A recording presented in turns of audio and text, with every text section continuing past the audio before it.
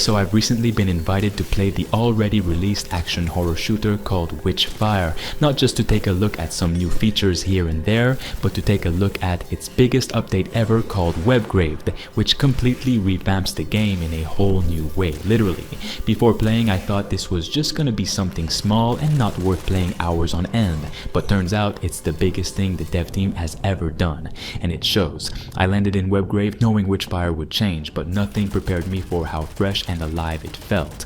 From the first run, I realized this isn't a tweak, it's a full reawakening. The streets of Velmorn, the new blighted town, grip your senses. Gothic towers blackened with plague, the air thick with ash and whispering curses. It's the largest region yet, narrow alleys open into plague-ravaged squares, hidden crypts beneath city blocks, and cursed statues half buried in concrete rubble. Every step feels alive with lore and danger. You'll find new artifact shrines and twisted witches' experiments carved into walls. Exploration now rewards atmosphere, not just loot. Then there's Gear Oracle, a sniper that shoots through walls. You'll line up a shot around a stone corner and hear bone crack behind it. It shifts combat to smarter trajectories, vertical angles, hidden ambushes. Then there's Nemesis, a lever action hybrid that teases timing heavy cycling and stagger outputs.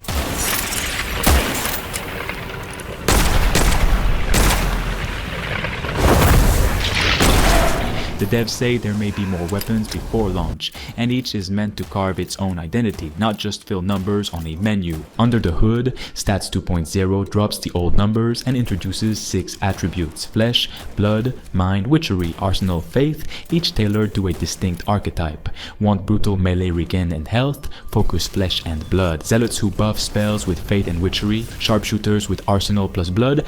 The real joy, each stat connects to 3 minor stats, and boosting one can subtly elevate another. The depth is logical and significant, but never overpowered. Skill still matters as much as statistics. Then comes the Rosary system. Magic beads you discover that slot in only if your stats meet thresholds.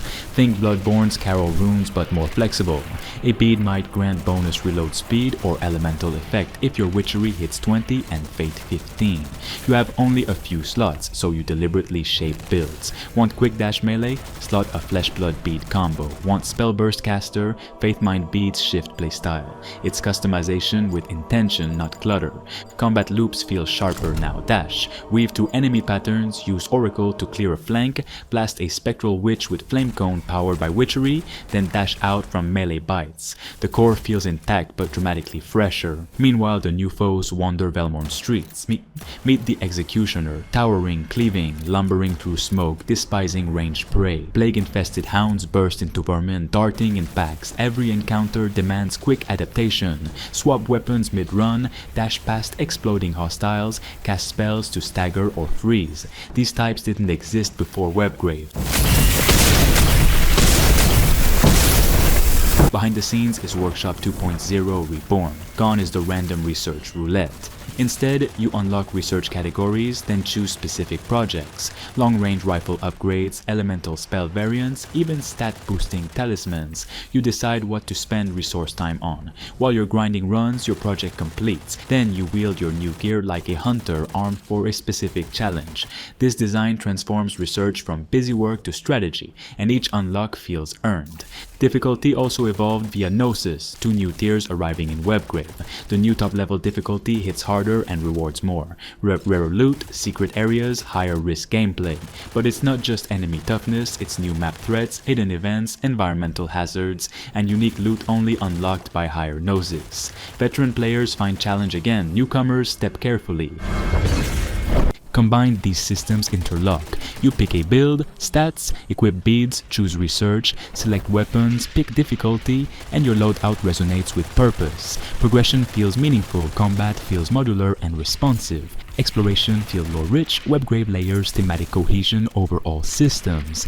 In early access forums, players call it a rebirth. These new maps, weapons, enemies, goals, and updated balancing, it's immensely fun. Feels like playing a different version of the game. Another praised how spells, guns, beats, and dash weave into a lethal fluidity that pushes proactive aggression as its own reward.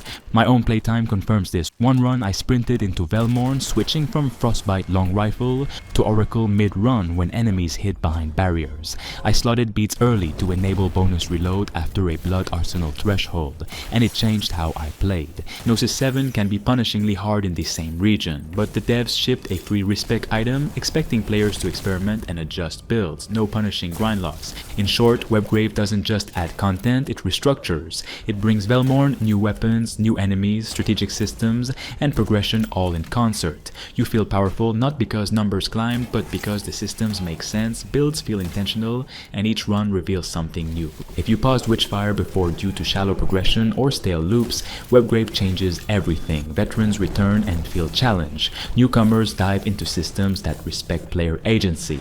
The tone darkens, the combat sharpens, the mystery thickens. Webgrave doesn't claim perfection, but it feels like Witchfire discovered its identity. Now gameplay screams purpose, systems interlock, and the world breathes a new life. It's the perfect time to dive in or return and rediscover the hunt.